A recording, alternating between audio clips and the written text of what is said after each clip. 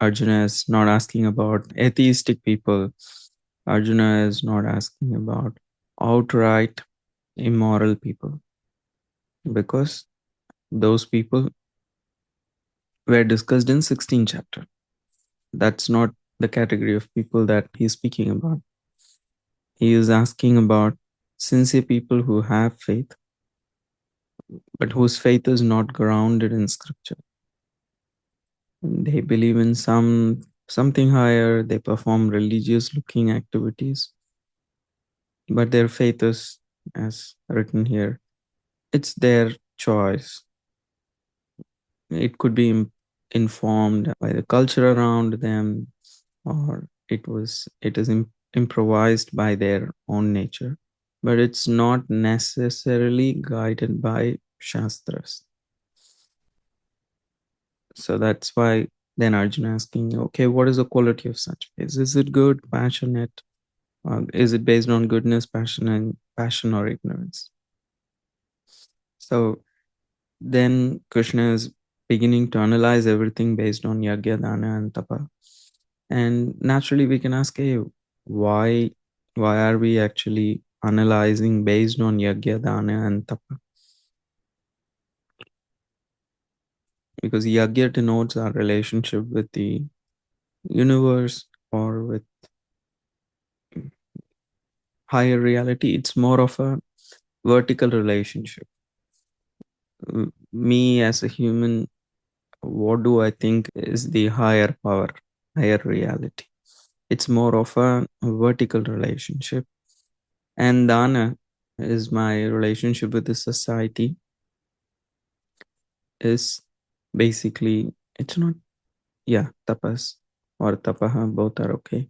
It is my relationship with my own body and mind. How do I deal with it?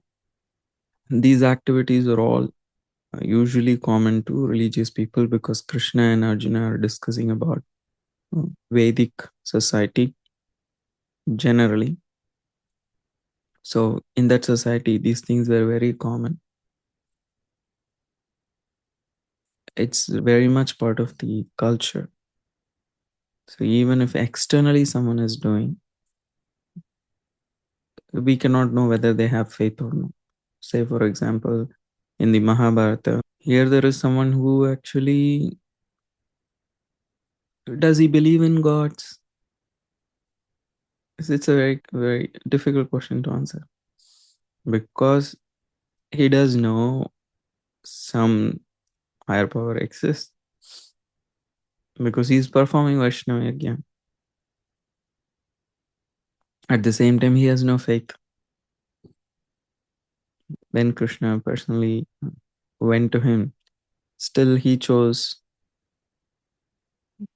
denied to actually accept peace. And when he went to see Krishna, he chose his army instead of Krishna. But he did perform a Vaishnava Yajna, and people came, and all kinds of proper procedures were followed. Qualified people performed it. Mantras were chanted. Prasad was distributed. So how do we classify that yajna? Because of his attitude, it would be considered as ignorance. But still, overall, these activities were very common to generally all kinds of religious people. What to speak of religious, even immoral people like Duryodhan were also performed. So how they are performed, in the sense, motivation.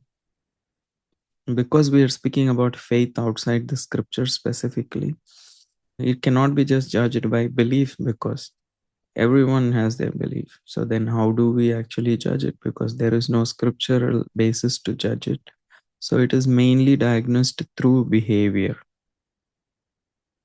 Someone may ask a question, oh, if my faith is according to the scripture, then can I just behave in any way? No. If your faith is according to the scripture, then it is assumed that your behavior is also according to the scripture. Otherwise,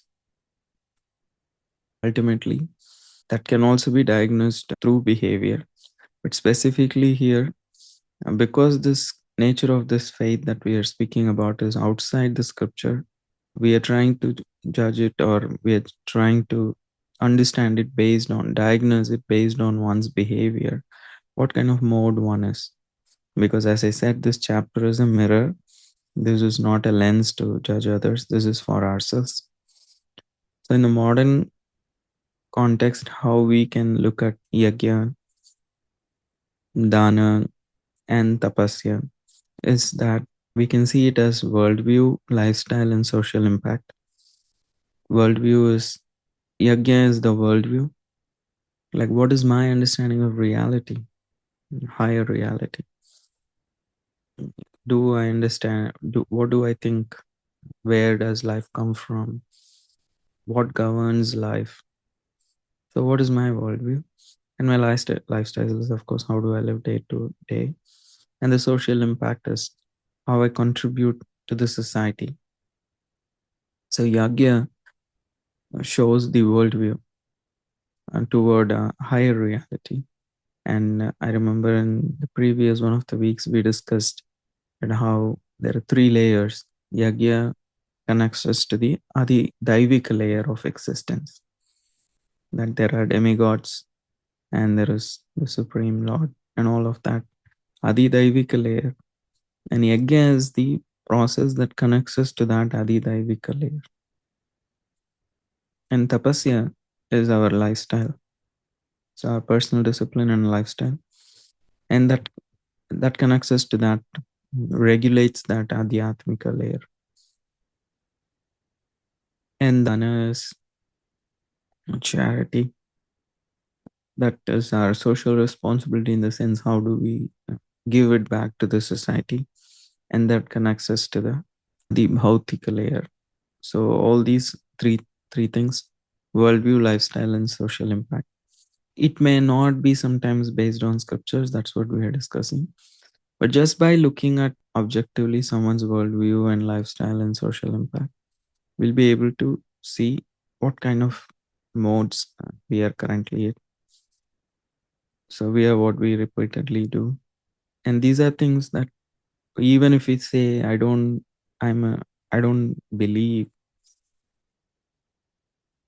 or I don't do yajna, dana, and tapa. I don't practice those things. No, we can look at it as, what's your worldview? What's your lifestyle? And how do you act in the society? What do you give back? So here, basically, to understand faith, Krishna is examining not theology, but he's, what do you call, he is looking at the motivation with which people are doing these things.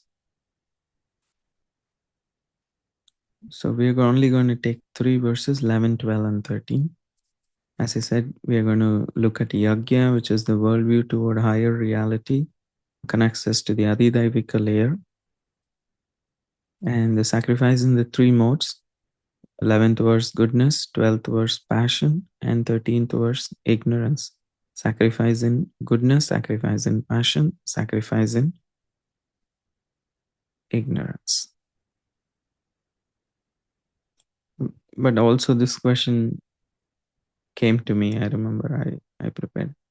After preparing everything, I still had this question. Oh, why is yajna? Like, why yajna? So yajna reorients life away from ego, in the sense I can just, of course, dana also, but yajna basically reorients life away from ego, in the sense I can always go around thinking I am the owner of everything I have. I worked hard for this, I deserve this, and these are my things. But in the process of yajna, usually we become an instrument. We understand there is a higher reality, and we're trying to connect with that higher reality or give back to that reality. So we become small when you perform yajna.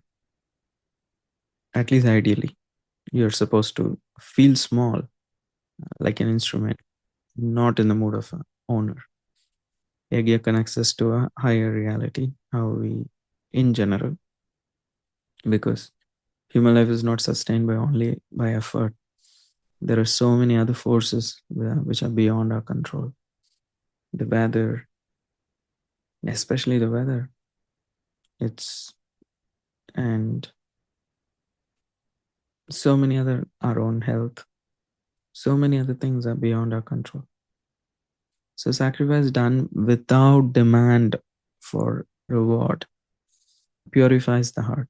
Because why are we doing yajna? Essentially, because it is to purify the heart. When we actually do it properly, then it actually uplifts the consciousness. So these are the reasons that why we do yajna. But despite all this said, when we actually do, we fall in one of these three categories. Unless devotee is very advanced, it's very difficult to rise above these modes. So we are not speaking about devotees here. As per the chapter, we are speaking about people whose faith is not even scriptural. But again, the confusion I also had while looking at the verses, we are speaking about people who are not following the scriptures, who have their own faith. But the definition of sacrifice in the mode of goodness itself involves scripture. So I myself was having that doubt. Like, how do I understand this? Let's see what comes up as we read. Let me open the verses for me. Any thoughts, questions that until now? Does it make sense? Anything to say? Nothing. Translation. And sorry, I think out of habit I said I was in. Yeah, this translation of sacrifices. The sacrifice performed according to the directions of the scripture as a matter of duty and by those who desire no reward is of the nature of goodness. Again, already as I confessed my confusion, because the chapter began saying that, hey, Krishna, people have faith, but their faith is not based on scriptures. Again, so we are trying to analyze their faith. So we are looking at these things. But the way we are looking at these things is, again, we are including scripture into the picture. So then none of them will be actually, what do you call it? Their yajna will never be in the mode of goodness. Is that so? In that understanding, how I am able to, means what I am thinking or trying to reconcile is, maybe they may not have full understanding of, like, their personal faith could be, what do you call, like, outside the scriptures. But while performing yajna as an activity, they may do what is the standard procedures. Because you have to call someone who does yajna, and you will, and they will, and you will do it according to those procedures. So in that sense, I feel like it's like possible. If anyone asks questions, I'll be able to think better. So for now, I feel like, yeah, maybe the person individually is, say, for example, someone is worshipping a particular someone as a god. Means, for a lack of better example, I can only think of Sai. There are multiple types of Sai in India. Yes, Purva, you want to go before? Hare Krishna Prabhuji. So when we speak about sacrifice, and when Srila Prabhupada says that like chanting the Mahamantra is the greatest sacrifice we can do in Kali Yuga, that we are doing because we want to revive our relationship with Krishna and we want to learn how to love Him. We have that desire, but I suppose that desire is then not material, so it's fine. So then it's still in the mode of goodness, right? And not because we expect to be able to remember Krishna and to love him. So then Ideally, the process of chanting is transcendental. The performer may be in different modes. A devotee chanting can be in mode of ignorance, passion, or goodness. But the process of chanting itself is a transcendental process. By chanting, the idea is we all will get purified and become above the three modes. But individually, at a given point, a practitioner may still be very strongly influenced by one of those three modes.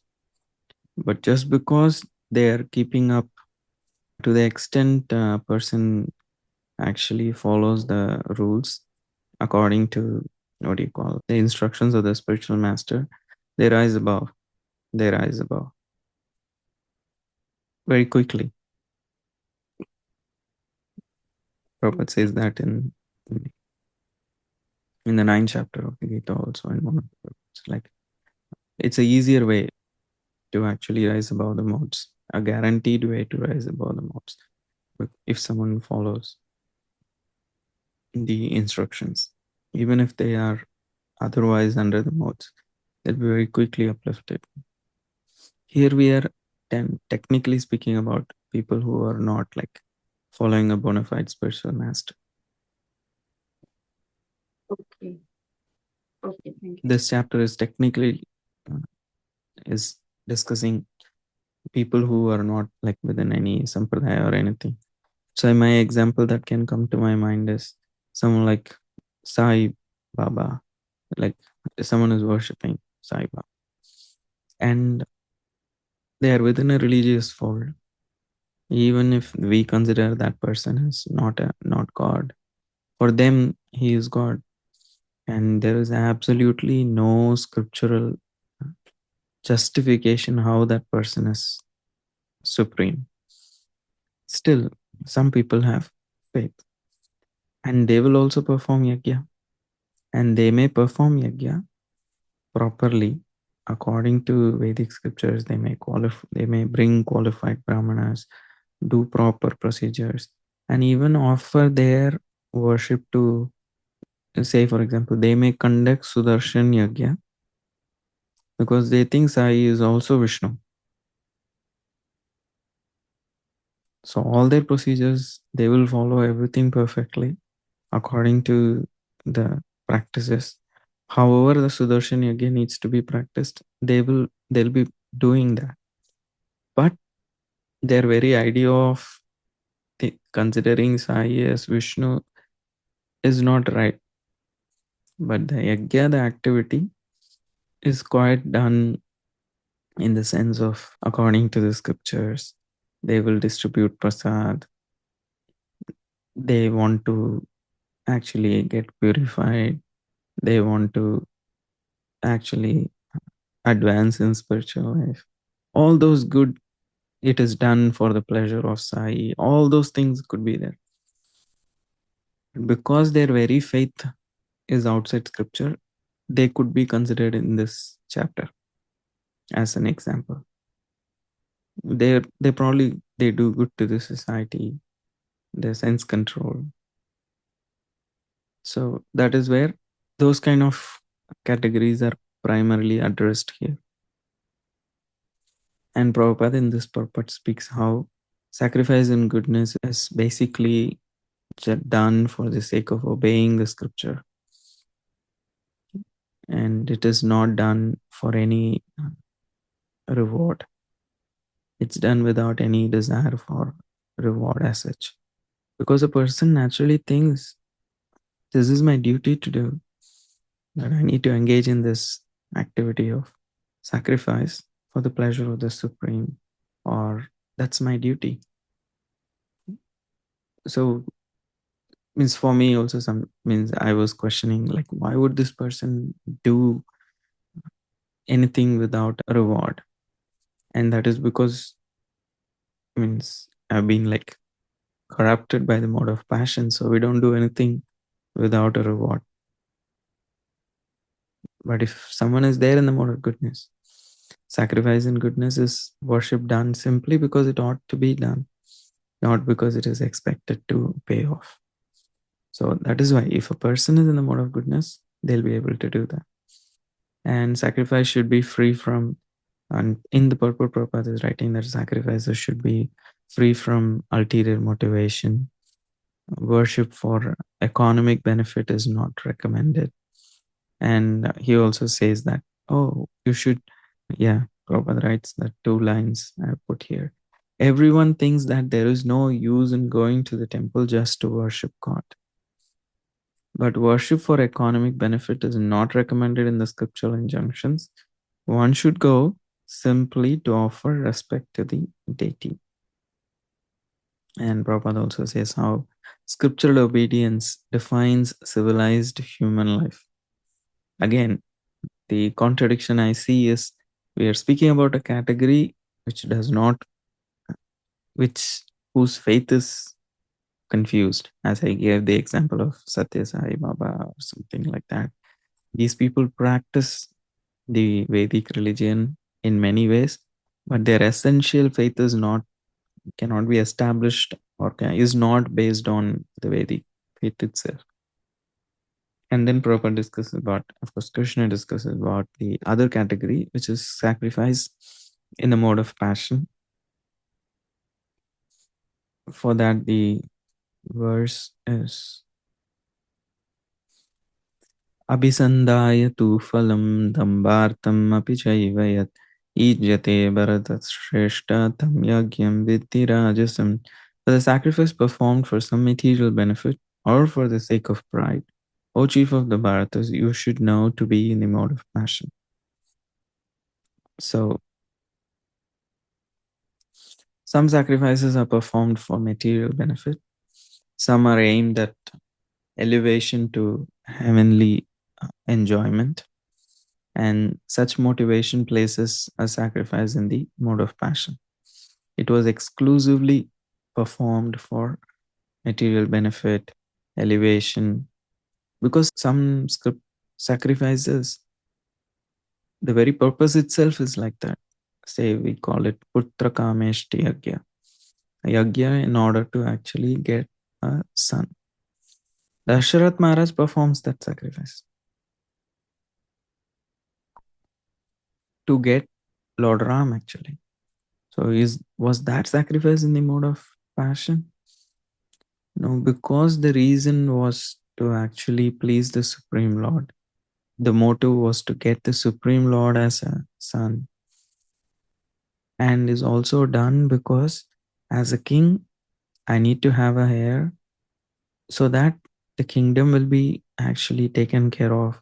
The subjects will be ruled according to scriptural principles and maintained according to scriptural principles and guided towards the goal of life.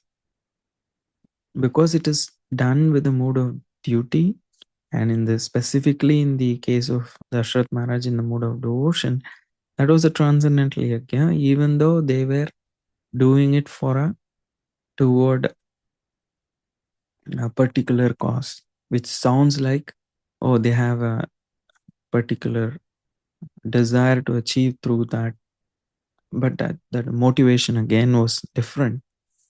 However, when a normal person performs those things for future elevation to heavenly planets, or for in this life to get more wealth or power or anything. So when sacrifice is used to gain pleasure, power, or prestige outright, if that is the main focus of this person, then it means it remains material. And in the purport, Prabhupada speaks, it's only a 2-line purport. So Prabhupada says, desire for results defines an action in passion, and rituals aimed at enjoyment or advancement or to heavenly planets are not pure. Such sacrifice keeps one within the material consciousness and material realm. So, in the a gift given to gain power is not generosity, it's strategy. So, our worship could also be a strategy, our service could be a strategy, our austerities could be a strategy. So, the last in the section is sacrifice without faith or order, which is the mode of ignorance. Vidhihinam asrushtanam mantrahinam adakshinam shraddha virahitam yagyam tamasam parichakshate.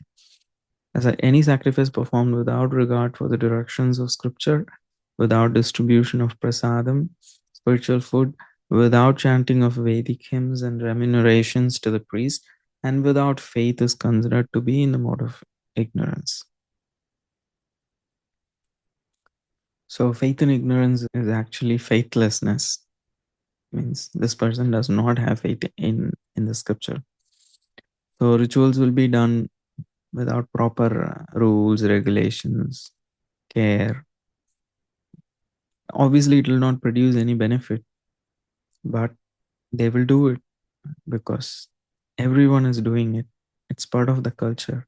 So they may do it. However, because they lack faith in scripture, they also have an egoistic consciousness. So it's more of a show. And Prabhupada clearly says in the purport, like ignoring scriptural injunctions invalidates the sacrifice. At least the procedure of doing the yajna, at least that should follow a established scripture. So religious display without faith is in the mode of ignorance. And such acts harm the society. Prabhupada literally says that such acts harm the society rather than uplift it. And such acts of external shows of religiosity are not accepted as genuine. Not everything that looks religious is necessarily spiritual. So we can look at, even though this particular chapter has a particular context, we can generically look at this and say, do I use my spiritual life or practices? Uh, does my spiritual life actually elevate my consciousness or just increase my ego? We can look at it also that way. I tried to actually think when we do yajna, what are the different things that we go through, and I tried to list them. It was little hard. I was not sure because, as I explain, it will be clear. Object of sacrifice. Usually, there is something called as sankalpa we take. What is the purpose of for which you do, and who's the deity you're offering this to? So there is usually an object of sacrifice. It's very clearly established in the beginning. So either it is the Supreme Lord or the demigods. For aspect for a sacrifice, of course, a sacrifice could be done everything in according to the modes of goodness, but the person's motivation could be selfish. So that one thing can change everything. Motivation is one of the most important.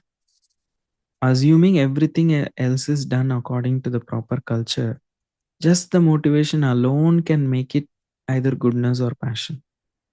What to speak of that, it can even make it into ignorance, as I gave the example of Duryodhan.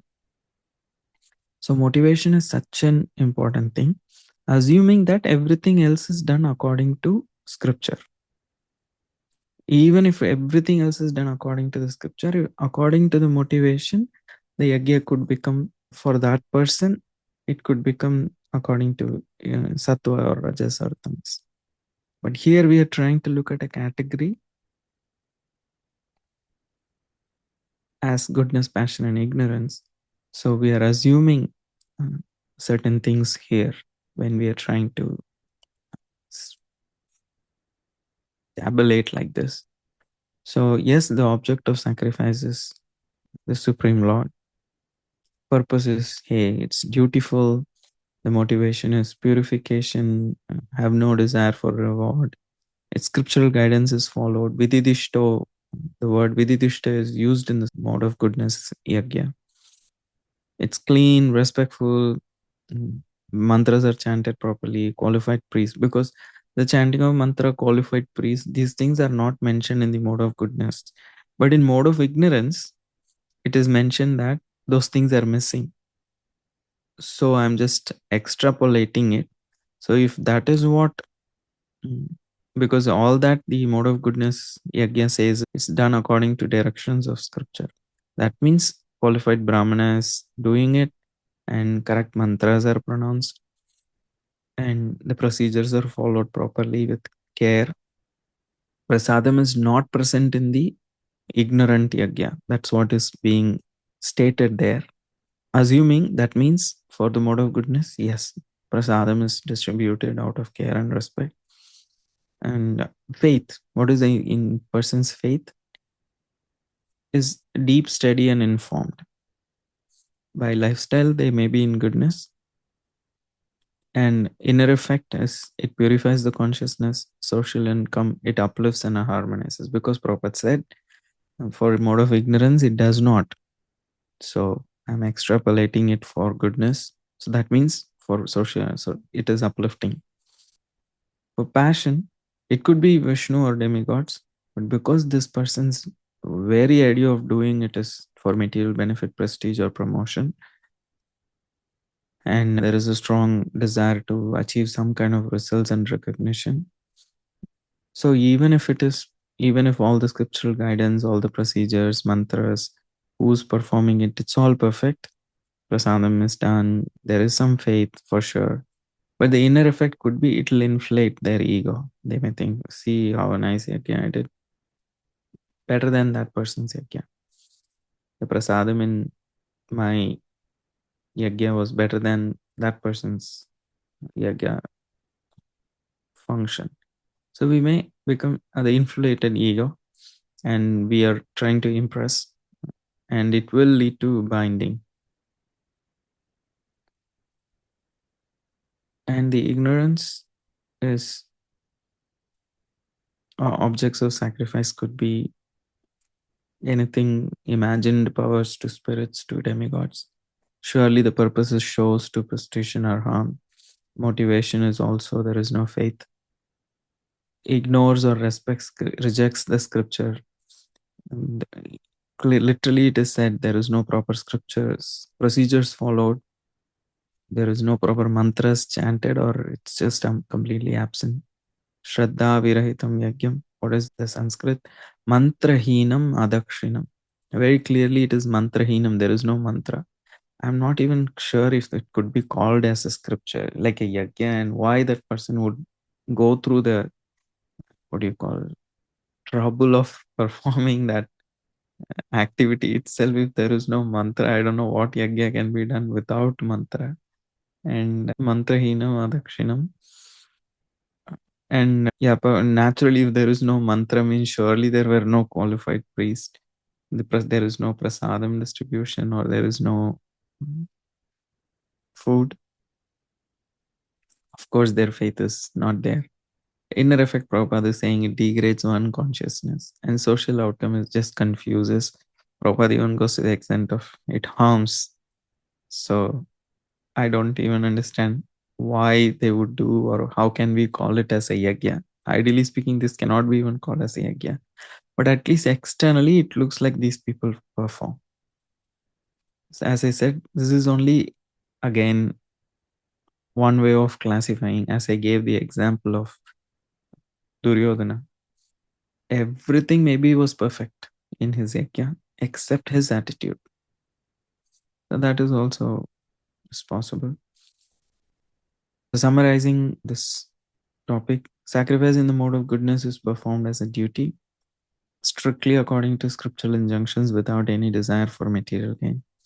When sacrifice is performed with desire for results, such as material prosperity or heavenly enjoyment or social recognition, falls into the mode of passion. Though religious in appearance, it remains driven by ambition and ego, keeping one bound to material consciousness. Sundaran Pro, I'll just complete this and take your question. Sacrifice in the mode of ignorance lacks scriptural direction, faith, and proper care for others. Such acts neither purify the performer nor benefit humanity and are therefore to be rejected. This is summary. I'm not directly quoting Prabhupada's words. It's just a summary. Yes, Prabhu, you there? Yes, I'm sorry, I'm here. Okay, so can you go to the previous slide for a second, Prabhu? I have a question on the first slide. Yeah, so this one, the one where you had the comparison of the table. Yeah, so the first one. So can we say that when you say Supreme Lord, does that mean like Krishna in comparison to the one for Rajas, where Vishnu or demigods? Again, I am, to be extremely honest, I'm confused because this particular section, the chapter itself is a it does not fall under a clear category, because if it was everything according to scripture, this chapter will not, that person will not come into the, say for example, I gave the example of worshippers of Satya Sai performing a Sudarshan Yagya. So what in the world are they thinking? Because they consider Satya Sai as an expansion of Vishnu and they're performing Sudarshan Yagya. So in what category will that go? So that's what Krishna is saying. Overall, in their idea, they are performing for Supreme Lord. They're doing it dutifully, it'll be clean, they will invite qualified brahmanas, there will be proper Vedic mantras chanted, proper procedures followed, they will have offerings, they'll have, or even a deity of Vishnu also can be sitting there. But ultimately, they will be worshipping Sai also. So it's just like all over the place. I don't see any better example than them to actually go through this chapter. Anytime I get confused by the chapter or tripped by the chapter, I think of followers of Sai Baba, and I'm like, yes, it makes sense to me, the whole chapter. But there are people like Sai Baba worshippers who could be called as generally mode of goodness. They don't do things, they do social service and all kinds of stuff. So some of the followers could be in goodness, some could be in passion, some could also be in ignorance. You can see sometimes they may do things which is completely like is not according to the scriptures. You go to some of their temples or things like that, and they will do a direct arti for Sai in the sense of some kind of bhajans and all those things. It'll have some names of the Lord here and there, but so yeah, and we are also speaking about other people who have not that level of goodness even. They're very deity or very object of worship, could be even little more ignorant. Am I making sense? Yes, Prabhupada, thank you. So what it means is worshipping Vishnu in the mode of fashion, along with something else, not keeping Vishnu as a supreme. And not having a full clarity. Clarity means they may worship Vishnu, but they may not clearly get it. Okay. Good. Or demigods like that. And of course, I have to go to another meeting. Sorry, I thought today I'll start early and then I'll end early so I can be ready for another thing. I wasted my time.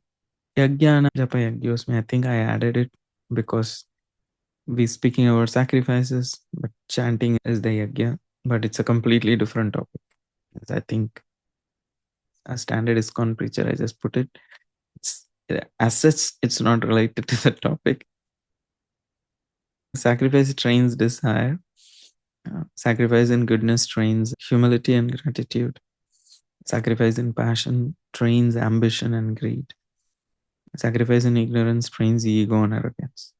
Of course, we already have some level of goodness. That's when that person performs it, but it's going to train more. It's going to train that humility and gratitude, or increase ambition and greed, are going to make them more egoistic and arrogant. So we just discussed 11, 12, and 13. So next week, we will see austerity. The section in austerity is longer than sacrifice because austerity is threefold: austerity of body, or austerity of words, and austerity of mind. And then each one will be discussed. As a general category, austerity will be explained based on the three modes, but the austerity itself is threefold. So there will be 6 verses, and then there will be charity in 3 modes, and then there will be transcending the modes. I think how it will be naturally, what will happen next week is we will only be able to handle austerity. The following week, maybe charity and the transcending the modes all together. So at least 2 more sessions for this chapter, maybe 3, I'm not sure. but overall at least 2 or 3. So next week we will see austerity of body, austerity of mind, and austerity of words, and austerity as a category analyzed according to the 3 modes. And this is going to be same across all categories.